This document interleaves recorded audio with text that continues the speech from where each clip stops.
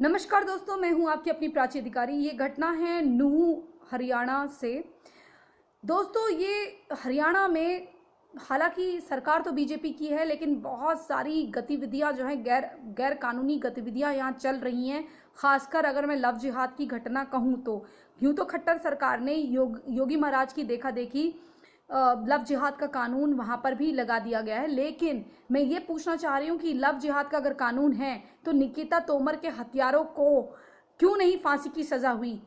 मैं निकिता तोमर का मामला इसलिए उठा रही हूँ क्योंकि अगर निकिता तोमर के हत्यारे तौसीफ को और जो दूसरा साथी था उसको फांसी हुई होती तो इन हत्यारों के इन जिहादियों के इतने मंसूबे बढ़ते नहीं। ये क्या कह रहे हैं एक लड़की से, सुनिए। तेरा भी हाल निकिता तोमर वाला करेंगे, चुपचाप धर्मांतरण कर ले, चुपचाप निकाह करने के लिए मुसलमान बन जा।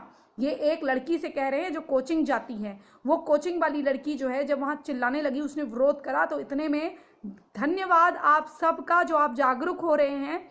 मेरे हरियाणा के नूह के भाइयों ने बहुत अच्छा काम करा। मैं आपको हृदय से एक लड़की होने के नाते बहुत धन्यवाद देती हूँ कि आपने हमारी बहन, हमारे घरों की बेटियों की इज्जत बचाने का जो फैसला लिया है, सड़कों पे उतर रहे हैं।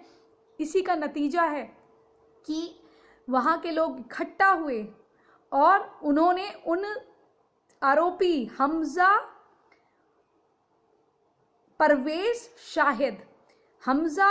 शाहिद इन तीनों को पकड़कर पीट कर पकड़कर, लड़की विरोध कर रही थी और लड़की का अपहरण करने की कोशिश कर रहे थे। वो लड़की झटका देके हाथ से छूट गई और वो चिल्लाने लगी, वरना उस लड़की को भी बाइक में बिठाया जाता और सामने पड़ी हुई कार में उसको बाइक में उठा के रगड़ कर फिर सामने कार में डालने का ऐसा इनका प्लान था। वो तो वहाँ के लोगों ने और उस लड़की ने भी, उस बच्ची ने भी हिम्मत करी, तो ये कामयाब नहीं हो पाए। अब ये है जेल की सलाखों के अंदर। लेकिन मैं आपसे एक बात पूछती हूँ खट्टर जी, अगर आपने कानून बनाया है, निकिता तोमर की जान गई, क्या उस लड़की की जान, वो जो तौसीफ वहां पर पलेगा, उस पूरी जिंदगी वो जेल में रोटियां खाएगा। कुछ दिनों के बाद आप कहेंगे अरे उसका तो आचरण बड़ा अच्छा है, 10-12 साल जेल में रहेगा। अगर 20 साल का 22 साल का होगा तो 12 साल बाद कितने का होगा, 32 साल का या 34 साल का होगा, 34 का। तभी भी उसकी लाइफ, तभी भी वो यंग रहेगा, तभी भी उसकी जिंदगी वैसी रहेगी। क्योंकि उम्र कैद क्या होती है, 14 साल की तो होती है, 14 साल की, तो वो तो 30 की रेंज में ही, आजकल तो लोग 40-40 साल में शादी कर रहे हैं, वो तो तभी भी आएगा, अपना घर वर बसा लेगा, उसकी तो जिंदगी में कोई फर्क नहीं पड़ेगा। या आप कह देंगे आचरण अच्छा है, वो वकील करेगा, बेल पे छूट जाएगा, पेरोल पे छूट जाएगा, या कुछ भी लगा लेगा स्कीमें, उसके तो घर से भी लोग पॉलिटिक्स में हैं। अगर निकिता के माँ बाप दोबारा याचिका दायर कर रहे हैं, मैं हाथ जोड़ के न्यायालय से रिक्वेस्ट करती हूँ, हम लड़कियों को बचाइए, हमारे घर की, हमारे सनातनी हिंदुओं की लड़कियों को बचाइए। अगर ढंग से सजा नहीं देंगे तो हमारी लड़कियां बर्बाद हो जाएंगी। हमारी लड़कियों को इसी तरह से जिहादी उठाते रहेंगे, हमारी लड़कियां ऐसे ही रोड से उठाई जाएंगी। उनके स्कूल कॉलेजेस, अगर आप स्कूल कॉलेजेस में नहीं जाने दिया जाएगा। अगर आप इस हमजा की, इस 2 कौड़ी के जिहादी की शक्ल देखेंगे तो आपको थूकने का मन नहीं करेगा, इतनी गंदी इसकी शक्ल है। अनपढ़, ये मतलब, जब जैसे मैं MBA हूं तो मुझे लगता है कि इंसान भी उतना पढ़ा लिखा होना चाहिए कि मेरा एजुकेशनल लेवल उससे मैच करे। हाँ, अगर मान लीजिए कि उसके पास एजुकेशन, हमारे वहाँ अगर लोगों के पास अगर कागजी शिक्षा नहीं होती, डिग्री वाली शिक्षा नहीं होती, लेकिन अगर वो सीख के समाज से तभी भी एक सक्सेसफुल बिजनेसमैन बन गए हैं, तो भी हमारे जो हिंदू होते हैं वो थोड़ी पढ़ी लिखी बातें करते हैं। मैंने कई लोगों को देखा है, उन्होंने केवल 12th करी होगी या 10th करी होगी, लेकिन वो कामयाब बिजनेसमैन होंगे। एक्सेप्शंस की बात, मतलब कुछ लोगों की बात कर रही हूँ, हर हो सकता है कि हर कोई ना हो, किसी अपना अपना एक्सपीरियंस है, लेकिन मैंने देखा है वो अच्छी मतलब उनकी भाषा शैली हिंदी और अंग्रेजी दोनों की अच्छी होगी। और ये भी नहीं है कि उन्हें अंग्रेजी आती है तो बहुत बड़े हो गए, नहीं, ऐसा नहीं है, ये कॉम्प्लेक्स मेरे मन में नहीं है। किसी को अगर अच्छी हिंदी भी आती है, मान लीजिए वो हिंदी नहीं भी बोलते हैं, वो देहाती भी बोलते हैं, तो उनको अंडर एस्टिमेट मत करिए। उनका कभी कभी उनके बोलने का ढंग कैसा भी हो, वो चाहे ज बोले या ज बोले, लेकिन उनके दिमाग इतने खुले होते हैं क्योंकि उन्होंने वो चीज़ों को एक्सेप्ट करते हैं, मतलब चीज़ों को पढ़ते हैं, सुनते हैं, चीज़ों को जानने की इच्छा होती है। ये होते हैं हमारे सनातनी। और ये जाहिल 1400 साल पुरानी उसमें रहते हैं, ईंट पत्थरों की दिमाग में रहते हैं। मुझे समझ में नहीं आता भैया, तुम्हारे बुरखे नहीं पहनने हमको, तुम्हारी वहाँ की 6-6 7-7 बच्चे पैदा करने की जिंदगी नहीं जीनी हमको।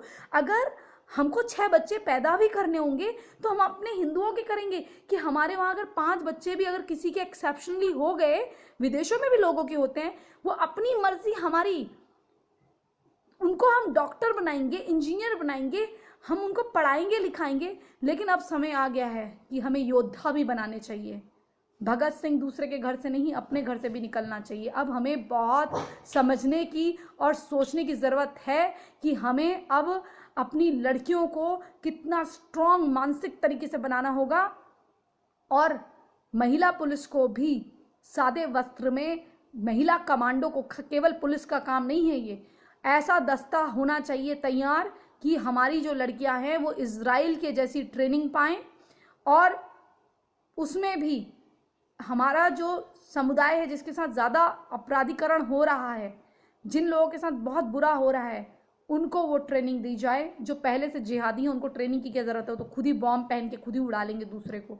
तो मैं आप लोगों से एक निवेदन करती हूँ, केवल पुलिस ही हर काम नहीं कर सकती। जैसे नूह के भाइयों ने बहुत साहस दिखाया उस बेटी को छुड़ाने के लिए, उस बहन को छुड़ाने के लिए, वैसे ही आप भी अपने घरों की बच्चियों को, घरों की मतलब समूचे कुटुंब, समूचे विश्व की सनातनी लड़कियां या जो हमारे मित्र हैं उनकी लड़कियां हमारी बहनें, हमारी बेटियां हैं, हमारे घरों की इज्जत है। तो बेटी किसी की भी हो, जैसे ये लोग कूदे, ये वीर कूदे उनको बचाने के लिए, उनको जेल तक पहुंचाया।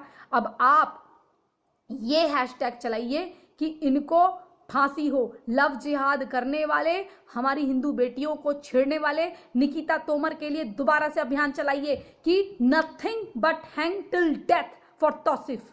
ये आप चलाइए, जस्टिस फॉर निकिता तोमर और incomplete justice Nikita Tomar, incomplete justice करके आप चलाइए, क्योंकि वो जस्टिस कंप्लीट नहीं है।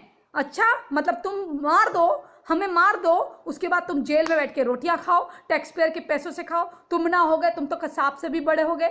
इस देश का कैसे अच्छा होगा जब तक ये लोग ऐसे पलते रहेंगे। न्याय व्यवस्था को क्या हो गया है। वहीं फरीदाबाद का या कहीं का एक जज था, वो एक आदमी से कहता है कि तू किसको मार के आया, मुझे तो शर्म आ रही है, तू एक हिंदू से मार खा लिया, तू इसकी गर्दन काट देता, मैं देख लेता तेरा केस। ये वहाँ का डिस्ट्रिक्ट कोर्ट का जज था। तो ऐसे ये चाहे कहीं भी बैठे हों, इनको होते ये जिहादी हैं, ये कभी भी भारत का भला नहीं चाह सकते।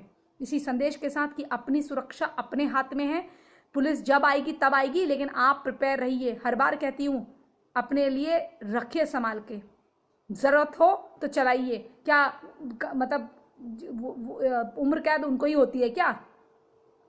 Rare of the rare crime, क्योंकि जो बहुत रेयर क्राइम कर रहे हैं, मतलब बहुत कम क्राइम करने वाले लोग हैं, उनको भी तो कम होनी चाहिए। उनके लिए भी तो पक्ष खड़ा होना चाहिए। जो बहू बेटियों की इज्जत के लिए अगर किसी को मारे तो उसको क्यों सजा होगी? उसका तो आधे घंटे में पुलिस में सॉल्यूशन ढूंढ के कागजों में सिग्नेचर करा के भेजिए उसको घर। इतना तो कानून मैं भी जानती हूँ। अगर किसी ने आत्मसुरक्षा के लिए चलाई है तो 1 घंटे में उसको घर भेज देना चाहिए अपने कागज सिग्नेचर कराते हुए, समझे? और जो ये जिहादी हैं जो मार रहे हैं लड़कियों को, और इतनी इन पे साहस आ गया है कि तेरा भी निकिता तोमर कर देंगे। ये है नूह हरियाणा की घटना, इससे सीखिए आप। इसी संदेश के साथ छोड़ के जा रही हूँ कि आप अब यूनाइटेड होंगे, केवल बातचीत में, केवल कमेंट के माध्यम से नहीं भाइयों और मेरे दोस्तों। प्लीज़ आप मुझे तो यहाँ अपनी राय दिया ही करिए, जिससे मेरा हौसला बड़ा रहे और इन जिहादियों को भी पता रहे कि मेरे दोस्त, मेरे भाई, मेरे बहन, मेरे छोटे, मेरे बड़े, सारे मेरे साथ हैं और मेरी शक्ति हैं। आप सब दोस्तों को मैं सिर्फ इतना कहूँगी, मुझे अपनी राय लिख के भेजा करें। और जब भी आप इस तरह की घटना होते हुए देखते हैं, आंखें मूंद के बाहर मत, सीधे गुजर मत जाइए, क्योंकि आपके गुजरने से हो सकता है वो लड़की गुजर जाए, उसकी सांसें थम जाए। अगर आपको लगता है कि लड़की को खतरा है तो आप अपनी कार में बैठा के उसको घर छोड़ दीजिए, उसके घर वालों को इन्फॉर्म कर दीजिए, समझे? या सीधे पुलिस स्टेशन ले जाइए। इसी संदेश के साथ जय हिंद, जय भारत, वंदे मातरम।